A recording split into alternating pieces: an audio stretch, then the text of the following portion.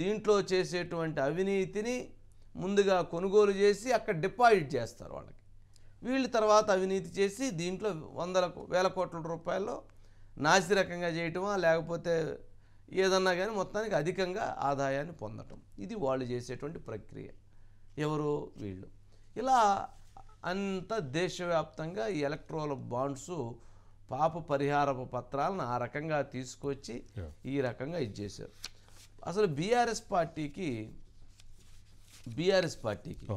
మనం చూస్తే mega company 150 కోట్లు ఇచ్చింది.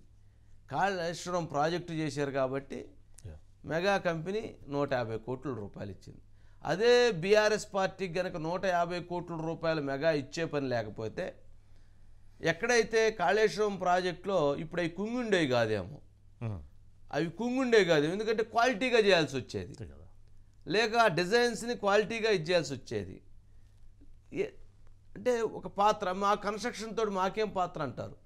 కన్స్ట్రక్షన్లో వాళ్ళు వాళ్ళు తీసుకుని ఎల్ఎన్టీకి ఇచ్చారు, లేక వాళ్ళు పైపులు వర్క్ చేశారు. వాళ్ళ వర్క్ బాగా మొన్నటిదాకా పేరు వచ్చినప్పుడు అంతానేమన్నా మొత్తం కాళేశ్వరం ప్రాజెక్ట్ అంటే మెగా, బాపు, పిత అంట్రీ. ఇప్పుడేమన్నా అది కొంగంటంతో మాకు సంబంధం లేదు, అది ఎల్ఎన్టీ వాళ్ళది, లేకపోతే రాజు గారిది, లేదా వంశీ గారిది, లేదా వెంకన్నది, సుబ్బన్నది అని చెప్తున్నారు. సరే ఓకే తీసే. యశోద హాస్పిటల్స్ వాళ్ళ మీద ఐటీ రైడ్స్ జరిగినాయి. ఐటీ రైడ్స్ జరిగినటువంటి నెక్స్ట్ డేనే బీజేపీ దగ్గర బాండ్స్ కొన్నారు. అట్లాగే బీఆర్ఎస్కి 94 కోట్ల రూపాయలు యశోద వాళ్ళు బాండ్స్ కొన్నారు. యశోద వాళ్ళు కొన్నారు, డాక్టర్ రెడ్డీస్ కొన్నారు, అట్లాగే హెట్రో వాళ్ళు కొన్నారు. వారితో పాటు ఒకరు కాదు, అసలు ప్రతి ల్యాబ్ వాళ్ళు, అరబిందో వాళ్ళు కొన్నారు, నాట్కో వాళ్ళు కొన్నారు, అందరూ కొన్నారు. నిజంగా ఈ యశోద హాస్పిటల్ వాళ్ళు ఎవరికైనా 10 లక్షల రూపాయలు బిల్లు అయింది అనారోగ్యంతో పేదవాళ్ళు, 1 లక్ష రూపాయలు తగ్గిమంటే తగ్గిస్తారండి? తగ్గిస్తారా? ప్రజలందరూ ఉన్నారు కదా, ఇప్పుడు టీవీ చూసేటువంటి వాళ్ళందరూ కూడా ఎప్పుడైనా యశోద ఆసుపత్రిలో 10 లక్షల బిల్లు అయితే 1 లక్ష రూపాయలు తగ్గించారా? తగ్గించరు కదా. ఎవరైతే హెట్రో వాళ్ళు, అరబిందో వాళ్ళు, డాక్టర్ రెడ్డీస్ వాళ్ళు, లేకపోతే నాట్కో వాళ్ళు, లేదా ఇంకోరు అరబిందో, హెట్రో, రెడ్డీస్ ఇవన్నీ మెడికల్ షాపులు ఉన్నాయి కదా. ఎక్కడైనా మెడికల్ షాప్కి వెళ్ళి ఒక 2000 రూపాయల మెడిసిన్ కొనిన తర్వాత ఒక 100 రూపాయలు తక్కువైనాయి అంటే ఎవరన్నా 100 రూపాయలు తక్కువైంది కదా అని మెడిసిన్ ఇస్తారా? ఎప్పుడైతే కోవిడ్ వచ్చినప్పుడు కోవిడ్ టైంలో వాళ్ళు అమ్మినటువంటి ఆ డ్రగ్స్ 100 రూపాయలు దాన్ని 5000కి అమ్మారు కదా. ఏంటి రెమ్డెసివిర్ లాంటి ఇంజక్షన్లు 10,000కి 20,000కి అమ్మారు కదా. మరి ఎప్పుడన్నా ప్రజలు ప్రాణాలు పోతున్నాయి అంటే ఎవరన్నా ఆదుకున్నారండి? ప్రాణాలు పోతున్నాయి అని అంటే ఒక ట్యాబ్లెట్ ఇస్తారా ప్రాణం పోతుంది అని అంటే?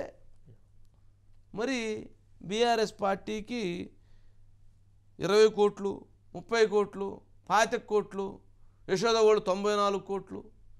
ఏందండి ఇది? ప్రజల దగ్గర దోచుకోవటం ఎందుకు?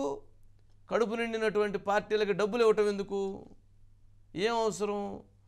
పార్టీలు ఏమన్నా ప్రజాస్వామ్యయుతంగా పరిపాలన చేస్తున్నాయా, లేకపోతే పార్టీలు ఏమన్నా ప్రజాస్వామ్యాన్ని పరిరక్షించడంలో కీలక పాత్ర పోషిస్తున్నాయా? ఎందుకు ఇస్తున్నారు? మీరు దోసుకోండి, వాళ్ళ దగ్గర మాకు ఇవ్వండి, మేము పట్టించుకోం. ఇదే అండి ప్రజలు చెప్తారు కదా. ఎవరన్నా ఇప్పుడున్న మనం చూసినటువంటి ఏ ప్రజల్లో ఎవరన్నా కానీ ప్రేక్షకులు వాళ్ళు ఎవరన్నా వాళ్ళకి తెలుసు కదా, ఒక్క 10 రూపాయలు, ఒక్క 1000 రూపాయలు తగ్గించిన పరిస్థితులు ఉంటే కుదరదు. ఏదన్నా కట్టలేకపోతే, బిల్లు కట్టకపోతే బిల్లు కట్టిందాక ఉండండి, డబ్బులు కట్టి బయటికి వెళ్ళండి, లేకపోతే ఎట్లా వెళ్తారు మీ సంగతి తేలుస్తాం. ఇంతే బెదిరించేది. ఇదే అండి. ఇట్లా అందరూ కన్స్ట్రక్షన్ కంపెనీలు, హాస్పిటల్స్, ఫార్మా, వీళ్ళు ఎక్కువ కన్స్ట్రక్షన్ కంపెనీలు, బిల్డర్లు, Rajapushpa, Aparna, next pharma division, Sri Chaitanya,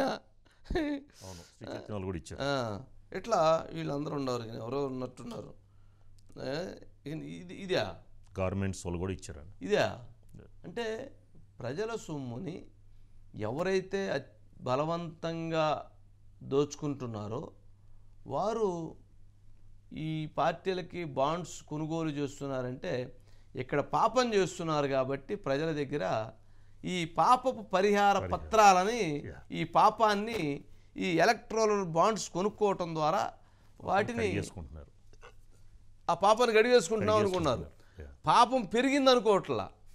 ఈ 94 కోట్లో 20 కోట్లో 30 కోట్లో ఈ పార్టీలకు ఇచ్చే బదులు ప్రజలకి సేవ చేస్తే, ప్రజలకు కన్స్ట్రక్షన్ ఇస్తే, ప్రజలకి ఇంకేదన్నా ఉపయోగపడేటువంటి ఫెసిలిటీ క్రియేట్ చేస్తే వాళ్ళకి చాలా మంచి జరిగింది.